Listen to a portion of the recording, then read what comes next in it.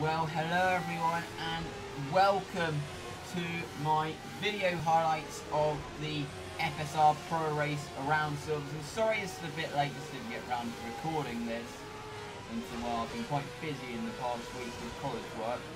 But we are starting in P20 very disappointing. It's our best track, or it should be. I had another lucky escape in pre-quali. Yes, I did mess up the lap that I did have, but still, due to an internet issue, I only had like one lap and that one I cocked up, and somehow it was still good enough to make it into the race.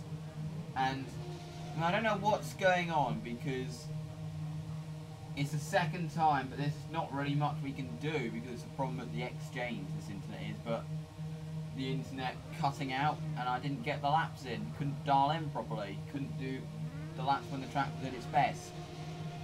And somehow my older laps were good enough. But anyway, we are on the grid. Qualifying was frustrating. It had we found one more tenth, we would have been like P16. As you can see, we are ramping our engines. Light sounds and away we go. We get a decent start. We have to kind of lift up the throttle a little bit due to Diego Doco kind of lifting off. And then we have to back off on the inside, and that allows a few cars to, I think we might have been a little bit conservative there going into Abbey, but we've lost a few positions. We now head into the brain zone, as you can see we're behind Adriano Harasoa. But now on the exit there's a bit of debris off the track, but can't see any cars. So now heading down the Wellington Straight, no one behind us. We are still in a reasonable position, as you can see there's a lot of jostling about ahead. Heading into Brooklands, now into Luffield. You can see there are a few cars running very quick. We're just sitting here hoping that something's going to go down and then we are going to gain some positions. So now heading into Cops, it's been a fairly uneventful first lap so far for us. We're kind of boxed in and around P24 right now. Now heading into Maggots and Beckett's. Into Chapel, as you can see we are starting to close onto the Drillers Motorsport car of Thomas Adriano Harasoa. As you can see there is major contact ahead and we have gained a couple of positions. And we are going to pass Adriano Harasoa here going into Stowe. So we have gained 3 positions here. You can see there's more contact behind. It was a fairly clean first lap up until this point. So now ending lap 1 in P19 at this stage. At the end of the first lap, as you can see, there is more contact ahead between Van Lockenberg and Doko, and we are up into P17. So at this stage of the race, we kind of set into a rhythm in P17, kind of going at similar pace to the likes of Leonov and Schulzer. Well, I think they were a little bit faster, but I was struggling a little bit because I was suffering from a low frame rate during the race. I'm not sure why. I had shadows turned off when I was racing, and still I thought it would clear up as the race went on with a less karting stop, and I'd have go back to 60 FPS, but it didn't. So I was basically going to cope with this lower frame rate the whole race. As you can see, Thomas Adriano Harasoa is sticking to the rear of us, and we are struggling to get away. Now, as you can see, Jeffrey Fournier has caught up to Thomas, and he's able to get through down the inside. Thomas doesn't put that much of a fight to the Mad Cape car, and now we are right in the clutches of him.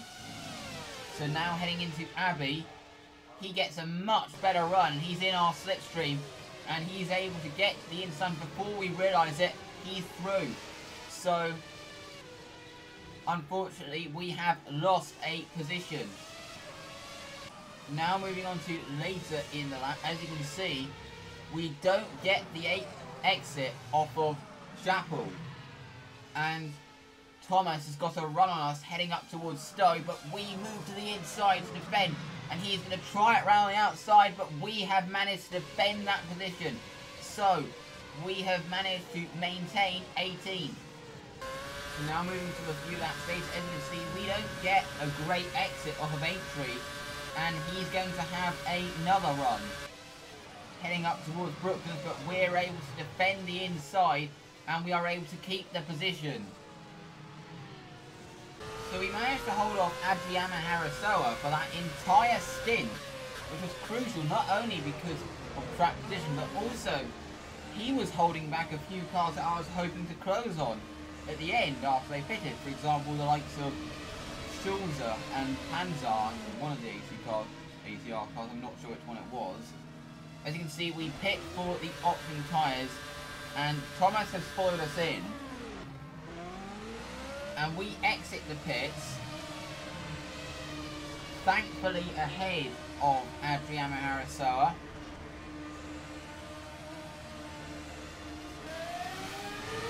And we're going to feed out behind Javier Torres and Mike Almeida, both of whom have still got to stop. So we need to pass them quickly so we don't get held up. A couple of laps later, we are now behind Javier Torres, who's been passed by Almeida, and we are going to try it round the outside into Brooklyn.